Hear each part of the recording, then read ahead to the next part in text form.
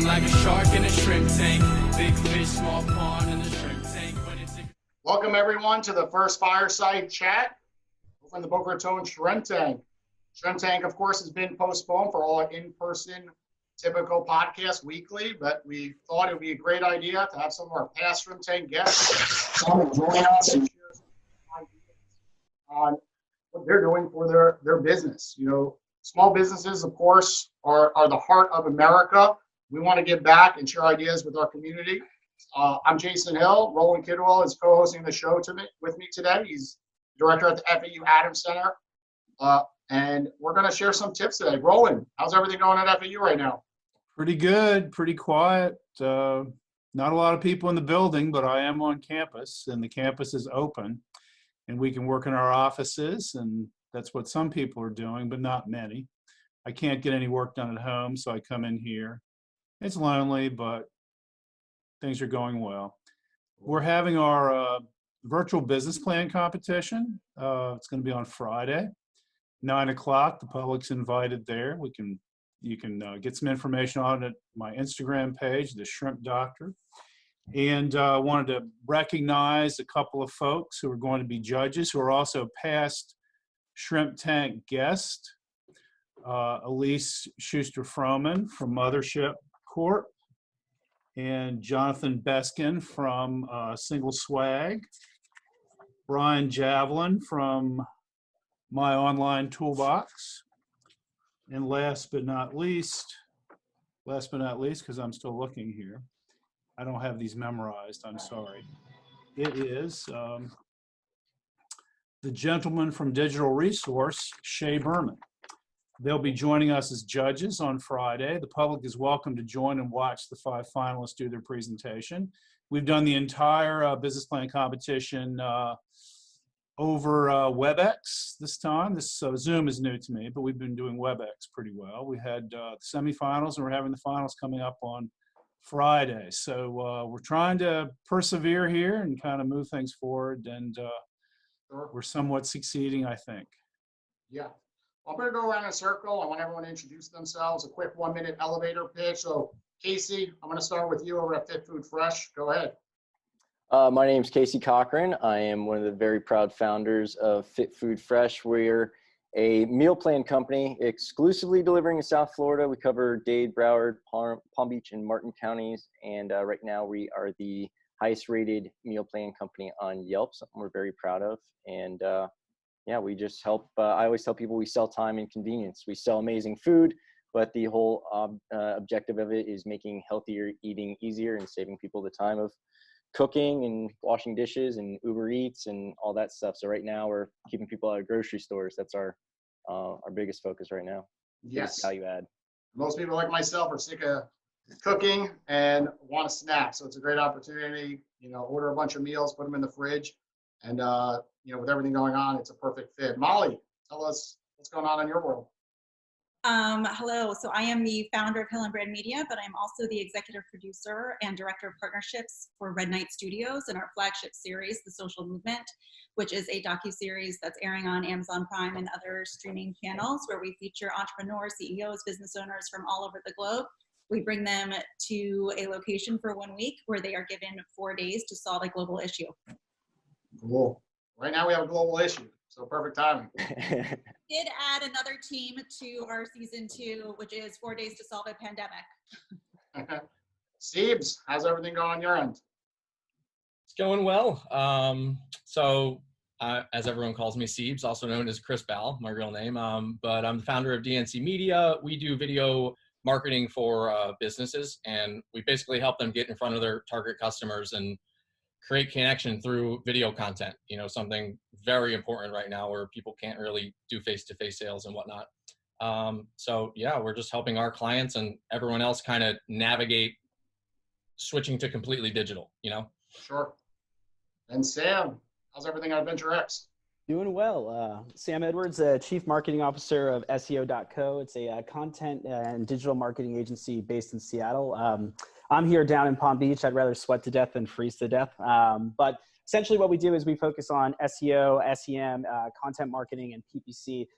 In addition to that, the founder of Palm Beach Search Marketers and Orlando Search Marketers Meetup Group. Yeah. So Steve, I'm going to start with you to kind of dive a little deeper.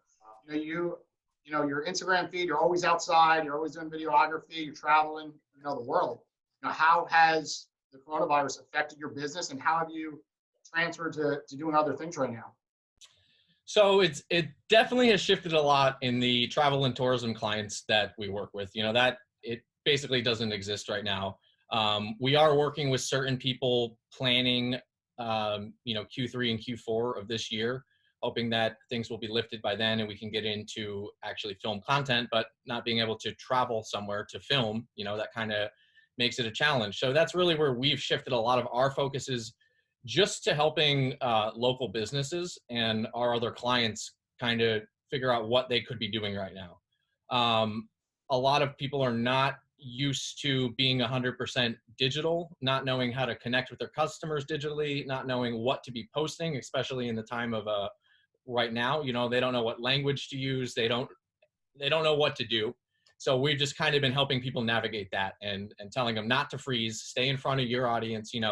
Your clients, your customers need you just as much as, the other way around. And people are looking for thought leaders in the space to even just say, hey, things are going to be all right. Keep moving forward, keep pushing. And that's kind of where we've been helping out.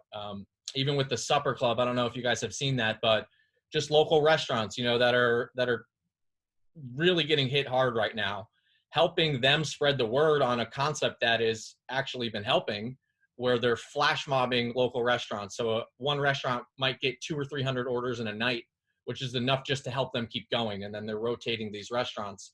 So we made a video just to spread that concept nationwide and hope that it pops up in other areas just to help businesses continue to survive through this time. So can you go into a little bit more detail on that? Because Casey at Fit Food Fresh, of course, is running meal delivery service, and he has to get the word out there. Of course, when we look at his type of clientele, lots of times they've lost their job, right? So they could, want his food, but they can't afford his food right now. And he has the food, and he just needs to find the right people. So how are you doing this whole flash mob where someone in Casey's shoes might benefit? So I think the biggest thing with everything that's happening with that is community. That would not exist without community and people stopping and pausing and realizing we're all humans at the end of the day, and we need to help each other to get through this. Even just like with some of our other clients are saying, I can't pay right now. We're finishing the projects so that they can use it to grow their business so that they can turn around and, and it's the same thing with the supper club. I think it started with actually a real estate team that was just trying to help some of their tenants, and then talking to other people in the community, it just started growing from there.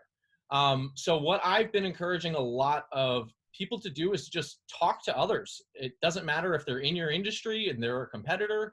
It doesn't matter if they're in a completely different industry, but we don't do a ton of work with restaurants, but here I am now helping a ton of restaurants market because I know what we can do to help them. Right.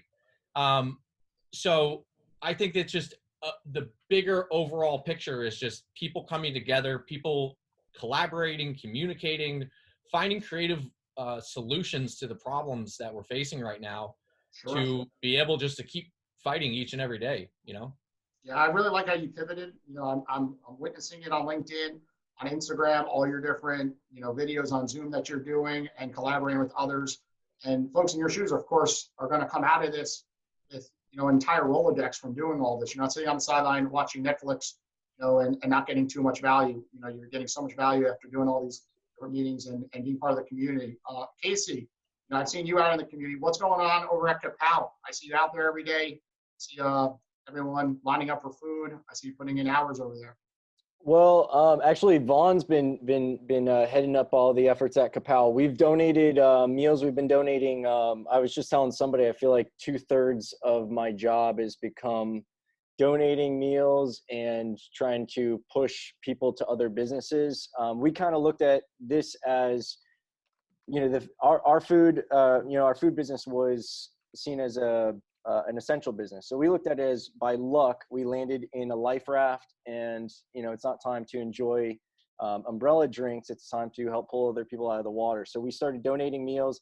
We have been donating meals through Kapow. We had Vaughn actually come by himself. He's the owner of Kapow in Dubliner. He came by himself and picked up some meals. He sent his chef here to pick up some meals for us. So they're doing a pretty cool pickup station where in the heart of Meisner, you'll see a line of vehicles driving up. And I think today I saw their post. They've already done about like 52,000 meals or 54,000 meals, something like that. And that's amazing. They're targeting specifically hospitality workers through a group that I'm not sure who started it, but it's H3. You'll probably start seeing more and more of them. It's Hospitality Helping Hands. It's awesome. We didn't start it. We're not taking any credit. We're happy to donate to them. We've been donating to Boca Helping Hands, Place of Hope. We've had some gyms who have actually stepped up and reached out to collect donations for members of their community. We make the food, they get them out to that. So we're partnering with everybody we can to, again, like get them on our boat. We've got a great advantage. We were definitely hit economically with this. We've got a lot of members who, whether they lost a single or double income or just, their business took a hit and it's a lot slower. So we're losing our members, but our focus is still trying to spread out, because while we have the ability to make food, we can make some extra food. Why not do it? And if anything, our decrease in clientele has allowed us to fit more onto production. So we pledged 1,000 meals a week to just being given donating. Anyone who comes to us, we're donating, whether it's through a group, like I'm going to do another drop off at Helping Hands tomorrow, through Vaughn's group, whoever. We're just trying to push them out. Plus, we added, one of the tips, I would have for other business owners is people are also looking to get involved. They don't know how. And It's surprisingly hard to figure this out. It seems like a really interesting or a really easy thing to do, but it's actually hard to have 1,000 meals made, delicious meals made by the only chef in the state who's been nominated for the James Beard Award twice. You'd think it'd be easy to give this out, and it's not. So thankfully, we've reached out to people who have a bigger voice, bigger audience than us. Suzanne Boyd helped us get a lot of awareness the first time when we're just like, we've got these extra meals from cancellations, get it out there. But what we've also done is we've added items on our menu where people can get involved and donate and help through us while staying at home. So they can purchase these items on the menu, and it donates like 3, 12, 15, 60, or 333 meals. Those are all weird increments, but the dollar amounts are all round. It makes sense. And at a certain level, you get a t-shirt. At a certain level, you get a t-shirt and a workout class. Joe Drake from Intensity IX3, they're one of the gyms who partnered up with us. So we put them on there, again, trying to get eyeballs to them. They've donated the proceeds of their 30-day challenge back into the meals. That's one of the things that you would get for buying that amount of meals. You get to name a meal after yourself if you feel so inclined, for a $200 donation of meals, shirt logos and things like that. So also, I liked how you pivoted. When I'm a member of Fit Food Fresh, I'm continuously ordering. I like how there's that option in the top corner that you just check a box and you can donate meals. So it's pretty neat to pivot while this is all going on. I'm going to bring Sam into the conversation. Sam, you're in a space, where he runs the search marketers group in Palm Beach, Orlando, and a lot of them have not had as much of income loss right now. So what are you seeing in your space helping out restaurant owners like Casey, for example? What are you guys doing over at VentureX? Yeah, it's been very interesting, just from a marketer standpoint, this whole thing, because the one thing that we're noticing, and I'm sure, with the unemployment rate that everyone's seeing at this point, is that a lot of people are being very conservative with their budgets on what they need to be doing and doing with those budgets. And so it's been interesting from our perspective of, the amount of layoffs that are happening. And so one thing that we're actually doing with the Palm Beach Church Marketers and Orlando Marketers group is that those were in-person events. So before, we would have food sponsors and other sponsors for those events. And now, because we're not doing these in-person events, we're now pivoting to doing virtual events. But in addition to that, we have over 2,000 people within those two groups. And so what we're doing is we're actually helping marketers who have lost their jobs during COVID and looking to get them positions with other agencies or other in-house places that are looking to get marketers on their teams. And so we're now pivoting and trying to help the community. Everyone in this hangout is essentially doing the same thing. It's a concept that I like to say, it's all ships rise in high tides. And it's the idea that, we're all going to rise together through this. And that's by helping the community, whether it's through food or helping other marketers or people in the industry that are down on their luck as a result of this. Sure. Roland, how's my co-host going? Roland. I have to try to figure out how to unmute my microphone. I've got it now. Don't I? Yes. Yes, you Can do. you hear me? Well, I think one of the things that is kind of interesting, just to throw a statistic out there, probably more than 600,000 people in the hospitality industry, the biggest private employer in Florida, or have lost their jobs. And this is something, or have been working a lot fewer hours. One of the things that the FAU Hospitality Tourism Program is doing is offering a certificate program online for free.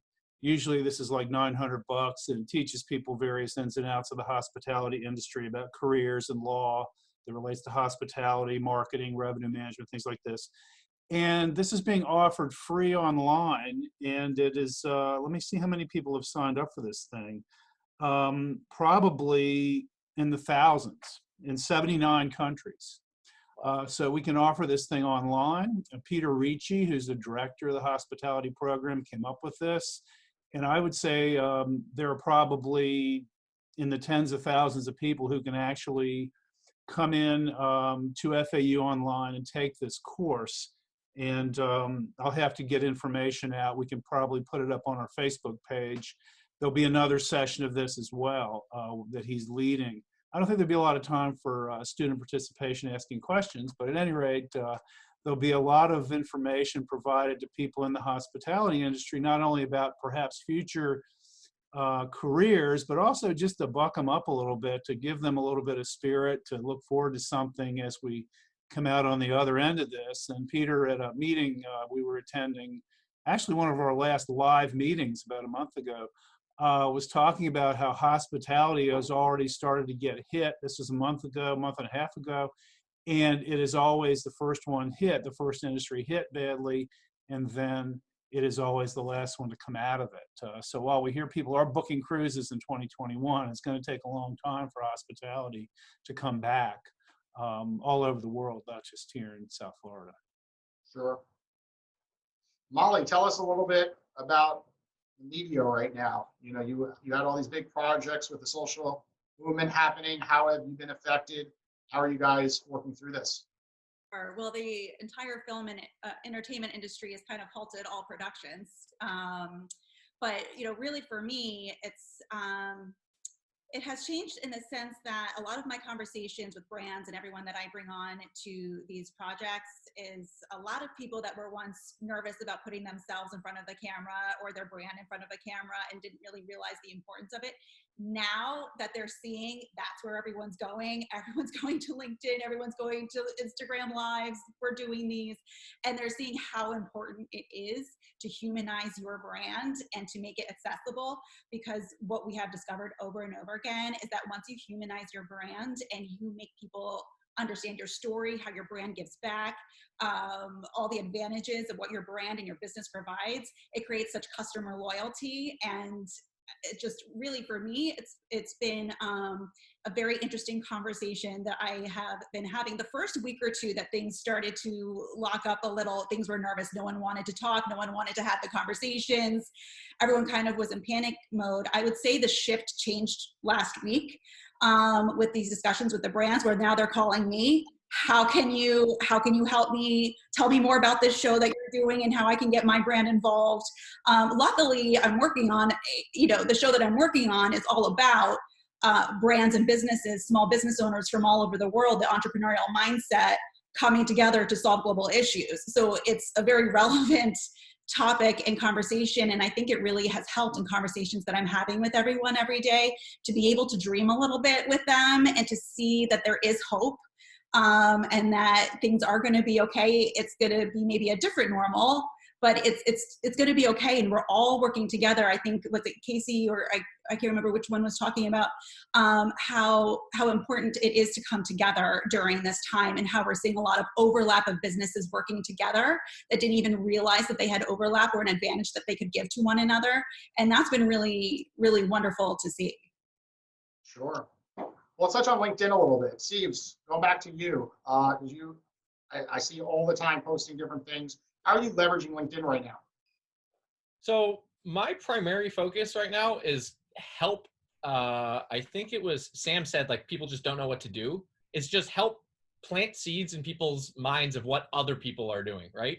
And trying to just get their wheels turning about, so like with the restaurant concept, for example, I'm in a video mastermind with video business owners all over the world. I shared that with all 48 of them, and now they're working to set up their own local chapters, right?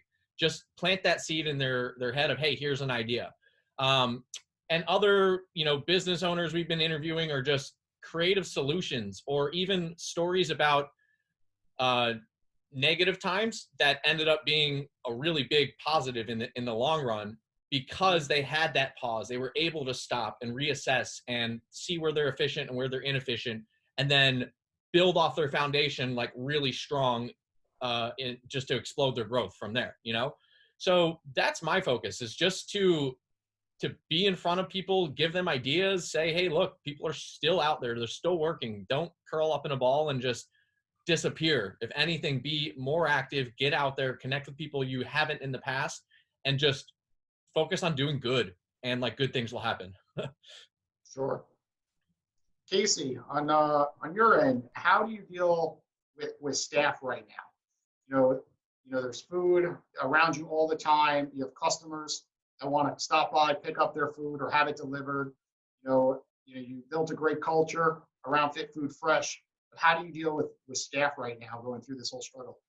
Well, thankfully, our sanitation habits were also they were already pretty good. So we did make some extra accommodations in the kitchen, staff-wise, where right now, just inherently the way our schedules are set up, we never have 100% of our employees, never had 100% of our employees in the building at one time, which decreases the risk. I'm guessing that's what you're talking about, like the restructuring. As far as we've kind of delegated more responsibility amongst the staff. So now it's not just, hey, this is what you guys should do. Now, by putting someone as a team leader, we have team captains in the kitchen. They'll have a team of 2 to 4 people, depending on what their section is. Now they're in charge of not only overseeing the sanitation of other people's, which also makes them mindful of it. We have timed hand washing, making sure the masks are up and things like that. And then also checking employee temperatures. So by delegating that extra power, it gives you more feelers out there in the body of your business. As far as the staff inside the office, we're actually Mondays and Thursdays, as you know, Jason, those are our pickup days where we have members come in. One of the changes is, number one, members don't come in anymore. We've got signs outside that ask them to enjoy the shaded weather on our doorstep while we grab their bag for them.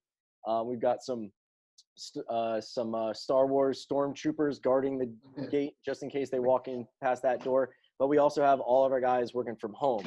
So I just jumped off Zoom to jump back on Zoom. We're all working from Zoom, which has been a lot of fun.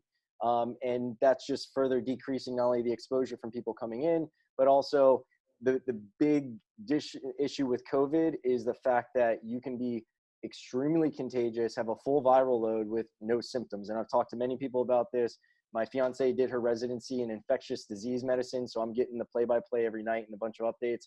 And just having a healthy-looking person walk in or work with you is what's making this dangerous, is because that person, is, infectious. So we're trying to, we're a small team, so having someone go down is a huge burden. So we're trying to do whatever we can to make sure everyone's safe, that, from the kitchen to the drivers, that everybody's, taking the necessary precautions to keep themselves safe, but most importantly, understand the responsibility of keeping their coworkers safe, because the mask is more the benefit for the other person.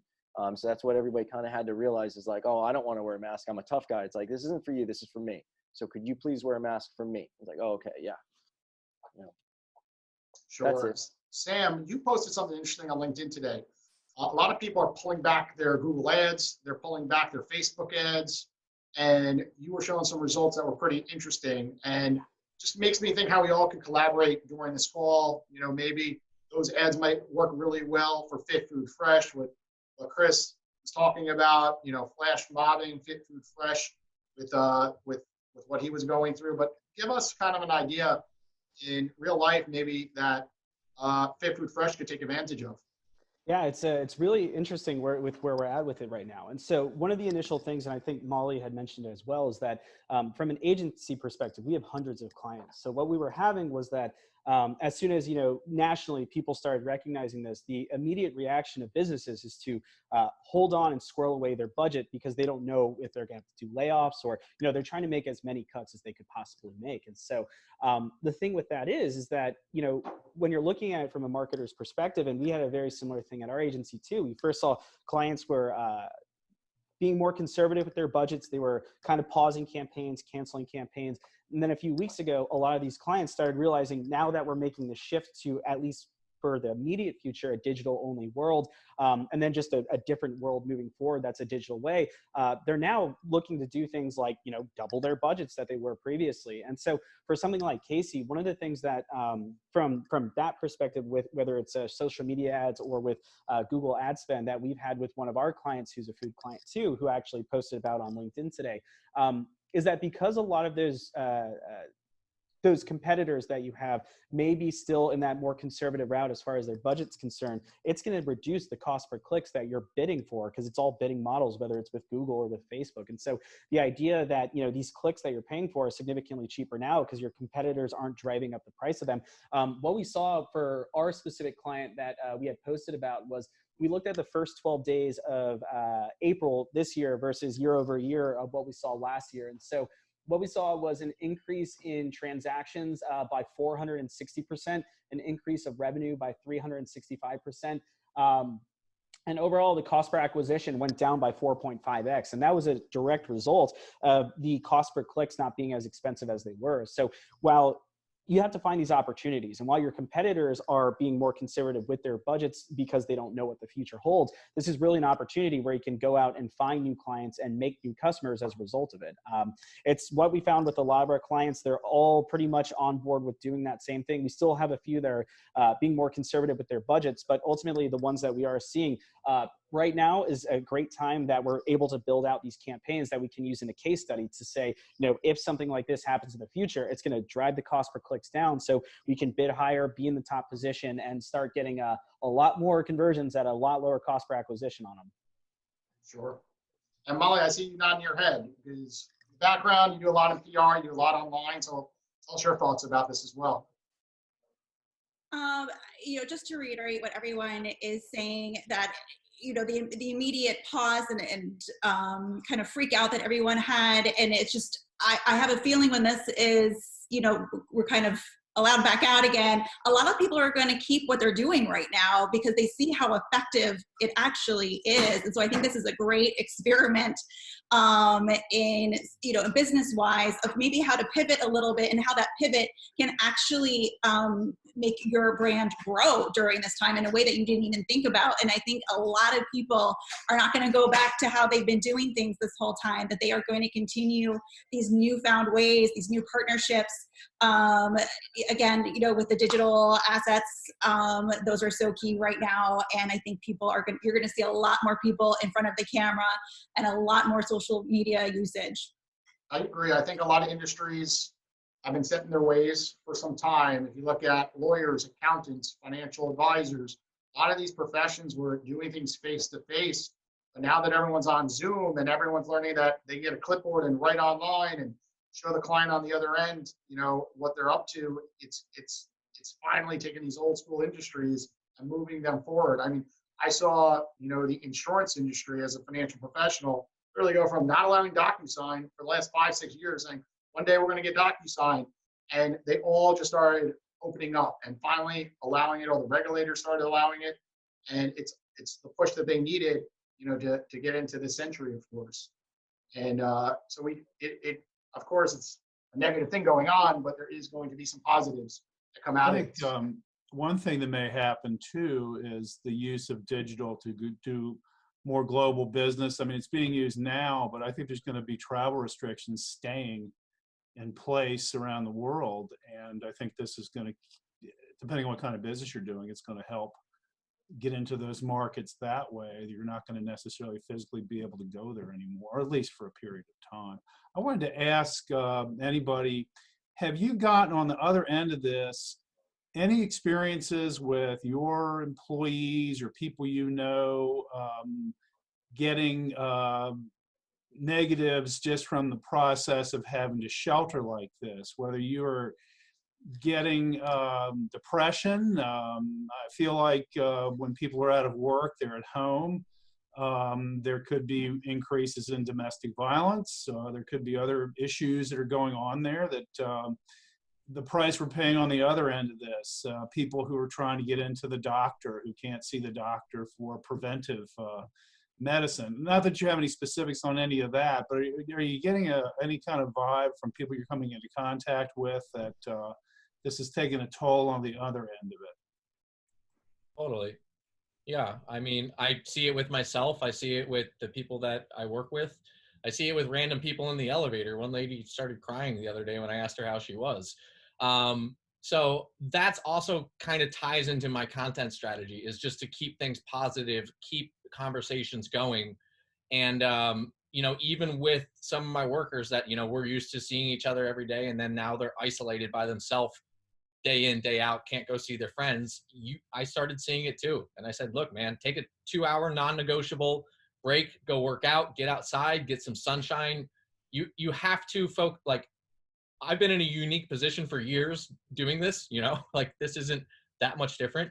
I'm used to working remote. I'm used to kind of being on my own, but the routines and the practices I've put in my life to be able to go at it every single day is the things I'm seeing people now needing to make sure they're doing, whether it's work out every day or be sure you're still waking up early, just so you're starting off the day on the right foot. The little things that are going to keep you sane through all of this. Sure. I think even getting dressed, putting it Yep. on a shirt, it helps. Shaving still, it just gets you in the zone of working just like you were in the past. Molly, you were about to say something.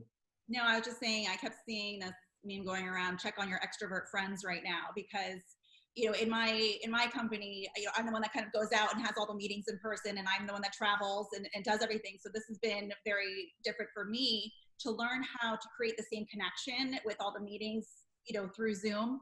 It's learning how to continue to make that connection. I think it's only an asset to be able to make a connection in any way possible. But it's a very different way for me to work.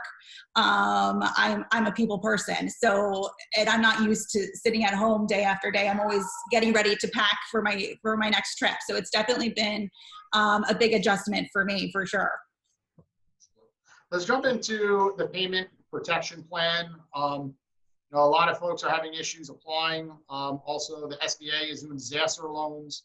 Has anyone gone through this process yet? How are you guys looking into this? What are your thoughts about everything going on that Congress passed with the CARE Act?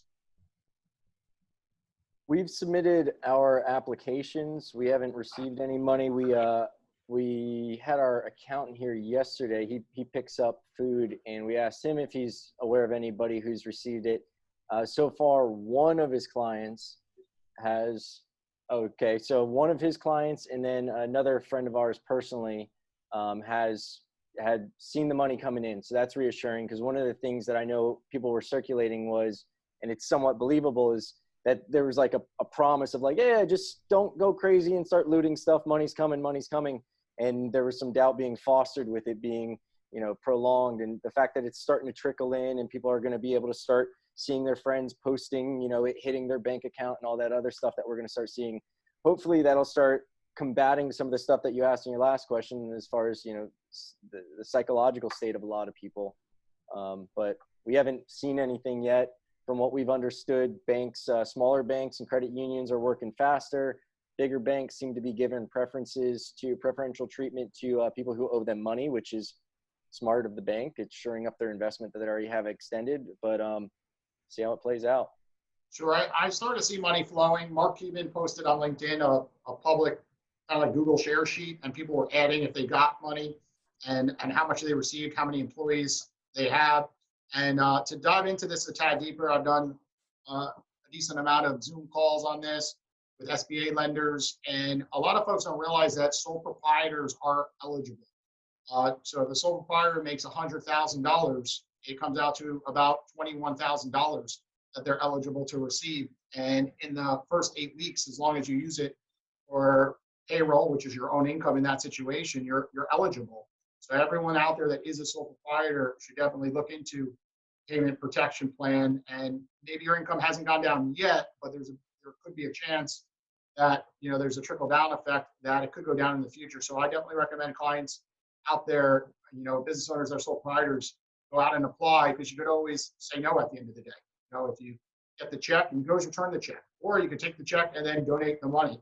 It does not matter in that capacity. So in general, there's that side. And the disaster loan, we haven't seen too many people receiving funds. I think there was a lot of misunderstanding that you get $10,000 in 3 days by applying. And I have heard of no one getting the $10,000. You're just starting to see some people getting $1,000 to $10,000 because you need 10 employees. They changed the rules on that. Originally, they said you could be a sole proprietor and get $10,000, but that's been incorrect. On that front. Jumping into real estate. Has anyone seen effects on real estate yet? Any clients of yours? Yeah, we actually have a really big client in Dallas that's in the Dallas and Katy market, and so what we've seen is that they're looking for us for advice too on what they should be doing, and we're talking about large SEO campaigns and large PPC campaigns too. And in that market too, he had asked me, one of our bigger clients had asked the question, what should we be doing? Should we be pulling back the PPC budgets? So really based on the industry, what we're seeing is that certain cost per acquisitions are going up, other ones are going down. So really depending on what industry it's in. But so far as what we see in the real estate side, not really, it hasn't seemed to be too affected. Our clients that we're working with at least haven't pulled back their budget because they understand that, as far as the SEO side is concerned, it's a long-term strategy. Like even if we're going to reduce the PPC spend now and reallocate that towards link building and PR mentions for brand mentions for SEO purposes, SEO is one of those things that you're going to have to continuously do, whether there's a pandemic or not. It's long-term things that, even after 3 months from now, 6 months from now, the things you do today are going to affect your performance in search in the future. And so from what I'm seeing from the agency side and working with numerous real estate clients, they're guns a-blazing as far as budgets are concerned so far. Yeah, it's definitely going to be hard, down the road. A lot of real estate agents have units that are closing, so they're still able to do their closings. But of course, if people aren't getting out there to show homes, it's going to be difficult in the future. And of course, a lot of people that lost their job are not going to pay the landlords, and landlords is going to trickle back down to not paying their mortgage, but they're getting 120 days kind of if they have to for paying their mortgage. So anyone out there that has under 4 units, it states that you could call up your bank and stall your payments for 120 days. Over 5 units, you got to have proof, and show some documentation on that end. I want to open up the floor to have you guys could ask each other questions. Casey, go ahead, shoot. You got a question for Steve, Molly. Yeah, I mean, you guys, I guess everybody here is a better marketer and brander than me. One thing that I think we'd want to know, and I'm sure some other business owners would want to know, is the tone that you guys would be recommending with the tone and the message that you guys would be recommending, because you don't want to seem too vanilla and banal like everybody else is saying it. You also want to be sensitive to what's going on and not, I don't know, I feel a little reluctant sometimes pushing a priority that's not, altruistic, and I don't want to seem insensitive to the things that are going on with people, but still with our brand tone, we like being a bit funnier. And, I think levity is important, especially in a time like these. We're just worried about offending people. What are you guys kind of taking with your, and I guess it's product dependent as well. You probably wouldn't be too funny with certain products, but what's your kind of suggestion, tip for businesses like me or others? I'm just going to say real quickly, and then I'll let everyone else chime in, but positivity is going a long way right now. I'm finding in your messaging, and the word hope I see is really resonating with a lot of people. Everyone wants to come out of this, right? And everyone wants to be okay when they do. And I think just the message of hope and that we're all coming together and that how can I help you? You help me. You know, we all help each other. And as long as they're receiving that message from your brand and your delivery, you know, people are holding on to their money right now, right? So, but they're more inclined to spend on something if they see it going back to something during these times. So I just think as long as you align yourself with a cause and something good and just keep the message of positivity and that we're going to work through this together, I think that goes a long way right now. I completely agree with Molly. I think the worst thing you could do would be take a different tone than you've been using in the past, because now you're being inauthentic, right? And people follow you for that voice, for that humor, for that whatever it may be, you know. So you want to keep up with, you know, quarantine has you not eating so healthy, you know, remember you got to get up to get down, you know, something like that. And then it's like, oh, okay, you know, you're throwing humor in there, you're just playing with it, and keeping it positive, keeping it fun, creating conversations. You know, people are bored. Like people are opening up every email that hits their inbox about from, like, I did a cruise 10 years ago and I got an update on what they were doing for COVID, and I opened it. I'm like, why do I care about this? But it's just because, you know, it's like, let's see. I don't know. So just have fun with it, I think. And that's a really good point. I like how you mentioned about quarantine getting you be unhealthy. We actually have a candy client. And so the candy client, what they're doing is they're a funnier brand. They're kind of wacky. And so they actually created special products called quarantine kits. So in these candy quarantine kits, you can either have this chocolate version of it or the sour version or whatever it is, but they created specifically for this.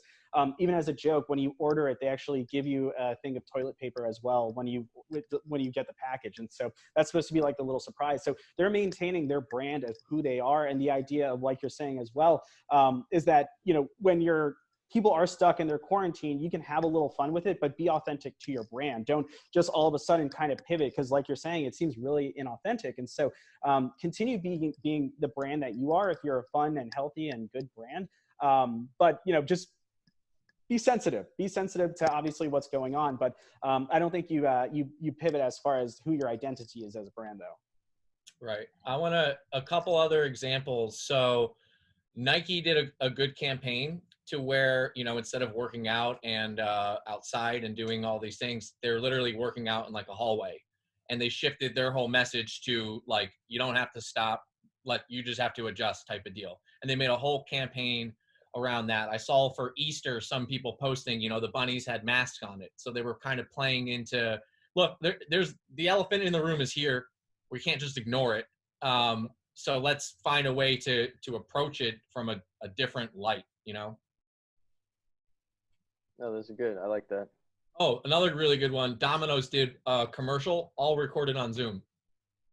And it's for hiring new people because they're crushing it right now. So they did one where the pizza, from the second it leaves the oven, no one touches it until you get it in your home. And then the other one they did is they're hiring people, and they recorded the whole commercial through Zoom, because everyone is so used to Zoom right now. So the second people see that, they resonate with it.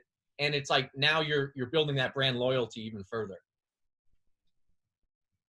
What are the best things that you have seen around the United States or locally that businesses are doing? Have you seen something that has stuck out in general from a business like Domino's, for example? Any other businesses that other business owners locally could benefit from? I have one client I interviewed with, Scott from Jordan Winery, John Jordan, who's the owner. He's very fortunate, but he's literally gone to his local town and was just handing out cash to people that were fired. On top of that, all the expense accounts for people that travel full time and you know, are entertaining clients and trying to get them to buy. He said, look, your expense accounts are still completely wide open, but go spend it at all local places and make sure, even if it means buying 100 meals and then taking them to the UPS warehouse, go spend the money locally and just like keep everything going. And that's been the core of it all, is people helping people that are in, you know, more fortunate positions. Sure. Sam, you got something for us? Best ideas you've seen out there from business owners? Yeah, I think it's just, even when we're talking, like I said earlier, about with the Palm Beach search marketers and Orlando search marketers, it's like, we can't host these events, in person. And so and obviously, Jason, you've been to some of our events before. We have money guns where we literally shoot cash out at the audience, and there's always a ton of beer and tons of drinks and stuff like that. And so now that we are moving to this digital version, we want to be able to do what the initial mission statement of the group was, which was help the local marketers and all ships rise in high tide. So by now using these channels to help people find those jobs, that's really what we're focusing on. As far as a brand that I've seen do really well, I think Burger King, they had some ads that were one of the first ones that addressed COVID and how they were going to stay open, and that, we know times are tough, but we're here for you, and things along those lines. So Burger King is one that stuck out as one of the first national brands that I saw that was doing it really well. Struggling to think more specifically locally, though. Yeah, I saw Ocean 234. They're going to be coming on the show next week. She took her whole waterfront restaurant in Deerfield Beach, turned into a grocery store. It was really impressive that she was able to turn a website on. She never had a shopping cart in her website other than probably for a gift card, right? And she turned it into a shopping cart experience overnight and is delivering food to everyone on the waterfront. Deerfield is, of course, right next to Boca, all these high rises. And you're seeing, all these orders going out for the essentials, where a lot of people aren't getting the essentials at the Publixes down here in the supermarkets because they're out of toilet paper, they're out of hand sanitizer, they're out of masks. And she has, of course, her supplier, she has a restaurant, she could go to her supplier and get all the essentials. So it's pretty interesting to see, overnight a restaurant owner saying, we're not going to just shut the doors. We're gonna go right through this, and her staff is still being paid. And of course, she's probably have some losses, but at the end of the day, she's controlling it as best as possible, on that front.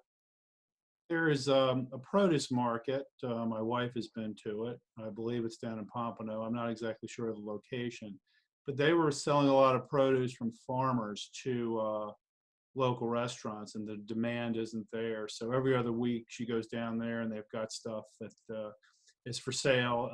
Again, I wish I could give you more information as to where to find this, but again, we can put it up on our Facebook page. But that is an outlet for the farmers. So it's growing season right now. We had some great corn over the weekend, tomatoes, all kinds of good stuff. So that's another option. Every other week they're out there providing that. So. Okay. Well, last 10 minutes, I want to open up the floor so everyone participates and could ask each other some questions. Molly, do you have a question for anyone on the conference right now? Oh, sorry, I was muted. I just, my big thing, and I always love to learn as much as I can about, the branding and digital assets. It's what I do, but I learn every day from everybody else. And, kind of going along with what you were saying, do you find that your clients or that new clients are coming to you that have never used kind of the digital asset social media side of their company? Has that been like a big influx of people that have been kind of wanting that service and wanting to learn how to use that service to give back through their companies? Are you asking for me? On my company? Any of you. I could say in the financial service industry, typically, your financial advisor, the average age 50% are over age 60. So a lot of advisors are adapting at a rapid pace to the new technology, and some are not. Some are just really have their current clientele and they're just sitting still, calling people from home. And what I'm finding is I'm actively, calling clients are all home. They're all, looking for someone to speak to. So I'm having great conversations every single week. My schedule is jammed packed, and these, clients on the other end are learning how to use Zoom. They're learning how to use screen share, and it's kind of, interesting to see where we're going to go in the future, because now all of a sudden, now that everybody's able to do this, there's no more need to say, hey, I have to work with someone in the financial service space or CPA or attorney locally, right? You can say, why can't I have a client that's in California while we're living down here in South Florida? I think that's going to open up a lot of opportunities for the next generation in the professional service world. I was going to say, I have had a lot of influx of the older generation kind of Sure. coming wondering how does this all work for sure. Yeah, and I think in the future it leads to opportunities. Sam, this is going to be a good idea on your end. You are always doing presentations in front of 50 to 100 people, but educating them and doing a Zoom call, I mean, with seniors on how to use Zoom, and how to do conferences, and they're going to join in, and then of course it's getting your name in front of a lot of seniors that one day might use your services. So I think there's a huge opportunity on that end of giving back during this time, that you're not looking for, let's say, a sale right now. You're just giving your time because you know how to use this technology better than anyone. And I think, Steve, you are, I'm witnessing you doing this. Everyone's, commenting on a lot of your posts, and you're doing a lot of educational things, teaching people on LinkedIn how to create a video, how to edit a video, and so forth. Are you seeing, some of that market, let's say the senior market, coming on and commenting in some of your posts? I'm seeing all ages come to me for video. Sure. Friends just, how do I edit this? What's the best software? I need to get cameras, whatnot, to the older demographic being like, what's Zoom? How do I do that? Etc. So I've kind of taken the approach of just, giving, like I said, value. And it's, it's going to come back around. Like I think Molly said before, how many people are starting to do video. The biggest thing they're going to realize from doing video is hard. and like, you don't realize how many times it messes up to really nail a video. There's a lot of work that goes in it. So I'm trying to show people, hey, I've been doing this for years. I still don't know what I'm doing. I still constantly am messing up, I recorded it. I'm used to having someone now film when I do stuff, and I had to do it myself the other day. I had to do it 4 times because it was out of focus and the mic was off, and I'm just not used to that. So like, I'm just trying to put out content so people can take actionable steps. And I'm seeing 2 types of clients. Those that are level-headed, they're kind of, okay, this is here, we're settled in, let's think logically, move, swiftly, but also not be irrational and say, oh, we got to go do this. Oh, we got to go do this. Oh, we got to do this. And like one call I had earlier today, they're looking for this magic pill that's going to save every client and every business that they can offer. And I'm like, it doesn't exist. If you're approaching your clients to say, oh, we're going to sell you this and you're going to get your kickstart and back into it, it's not that simple. I think it's a great time for planning and conversations and figuring out what you should be doing to efficiently move forward. And I think everyone here is, willing to give up a little bit of time to help people figure that out. I want to circle back on something that you said earlier about senior citizens. I'm not sure who said this, but there are people in retirement communities right now. They're in their rooms. They're stuck in there, not just their house, their room. And they're having meals delivered to their room, and they cannot communicate with people down the hall or next door to them because they're the ones that are most vulnerable to get this and to die from it. So one of the students I was talking to yesterday, we do a WebEx every week. Our class meets online, and I'll talk about that sometime, maybe a future one of these. But he was talking about how he's volunteered over at this retirement community to basically coordinate discussions, I guess, to teach the folks remotely how to use Zoom or WebEx or what have you, and then moderates a conversation between people who are maybe right next door to each other, but they just can't go out of their rooms. And so, I mean, it's bad enough to be stuck in your house. Can you imagine being stuck in your room? So I think that's one thing that's happening. It's kind of interesting. And also, I think it's also, as we get older, and I'm a little bit closer than anybody here, we're going to have a lot of tech app experience to take into retirement communities. And I think that's a huge market to think about in terms of all kinds of different apps that may help people in retirement communities interact with each other, interact with others, and that sort of thing. So I think that is a very good market, and I don't think this is going away.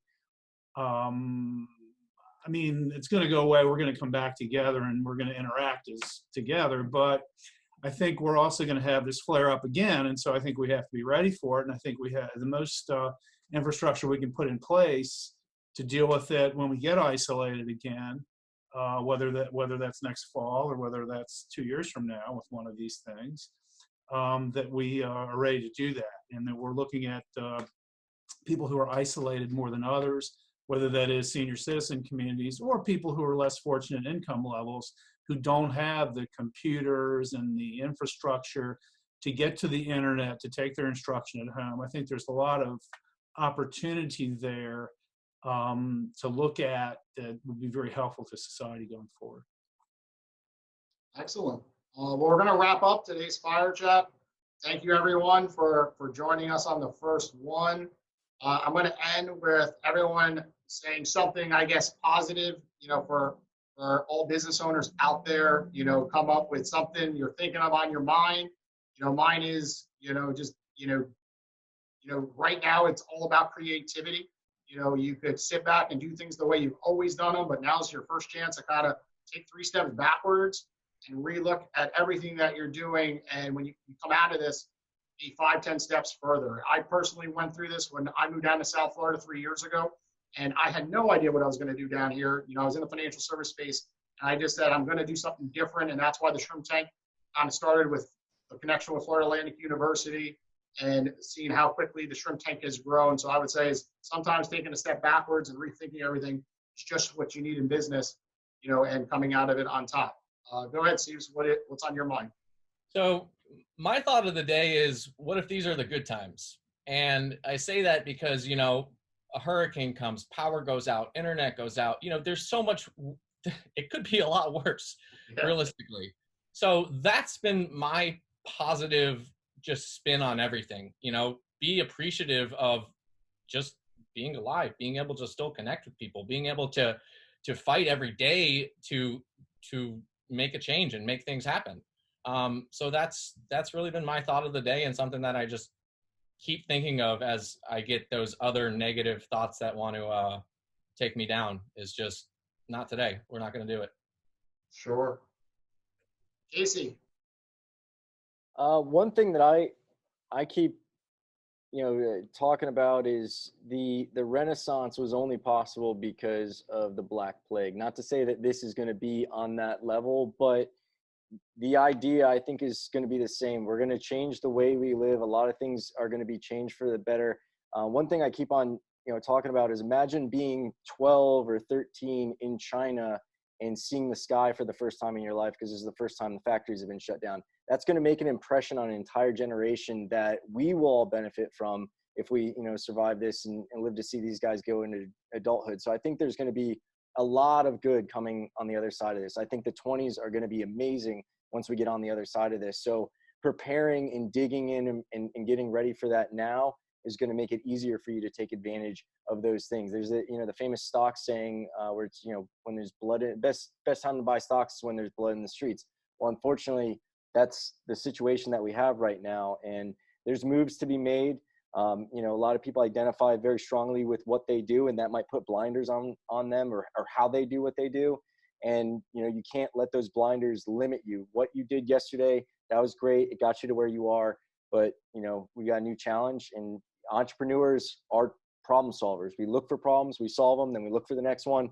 This is what we do. So this is the time where I think all the small businesses have an opportunity. People who haven't maybe stepped out to become a small business yet, haven't taken that jump. This is a great time to do it.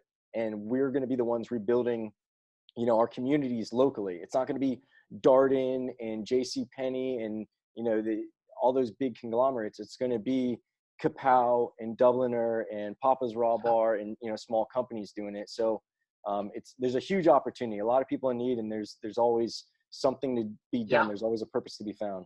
Absolutely love it. Great points. And, it is a good time to start a business. The SBA is saying you go get an SBA loan and they're going to pay your loan for the next 6 months. So there is a lot of opportunities out there to buy a business that, it's their time to sell, or maybe a franchise. So absolutely love your point. Getting to become an entrepreneur now is a great time. Molly, go ahead. Two quick things. First of all, it's a great time to try something new. If you have an idea that is so out of the box, no one's going to fault you for trying it during this time, because we're all in that boat. So whatever your passion project is, your kind of marketing idea that you thought, I don't know if I'm going to risk it, do it now and try it and see if it works. You may stumble upon a genius that you didn't even know you had. And also take a look at what you're living without right now and see if you can continue to live without it, because I think we're all learning how to work more effectively.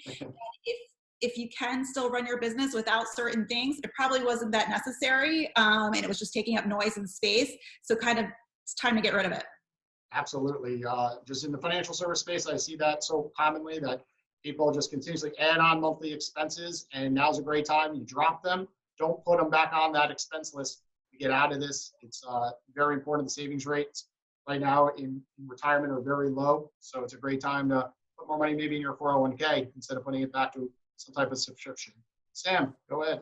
Yeah, and going off of Molly's point about if you're going to be testing your messaging and what's going on right now, there's a lot of obviously fear-mongering going on and a lot to be nervous about and conservative with your budgets. The one thing about that that you have to understand, it's a saying that I like to say, it's data doesn't lie, people do. And so when you're actually building out these campaigns, actually look at the analytics and look at the metrics that actually matter. If you're looking at things like impressions or clicks, at the end of the day, is that what's driving those conversions and what's paying for your mortgage and things along those lines? So as you're working on your messaging through these very tumultuous times, really rely on the data, but not just the vanity metrics. Rely on the data that actually matters to help you determine, if you have a set budget of, let's say, $5,000 to $10,000 per month, but your campaign is performing at 10x, what are you going to do? You're going to increase your budget. So really let the data speak for itself, and kind of navigate through the waters based off of what the data is showing you, as opposed to what other businesses and everything else is being done. Because like I showed at the end, noted with the example before, we have one client who their revenues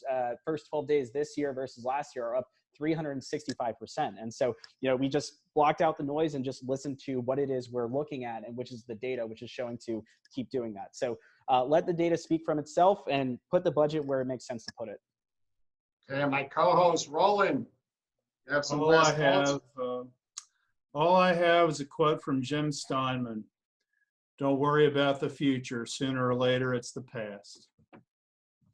Well, thanks again, everyone, for joining us. For everyone listening, we're going to put this entire episode up on our website. You can check it out at the Boca Raton shrimptankpodcast.com.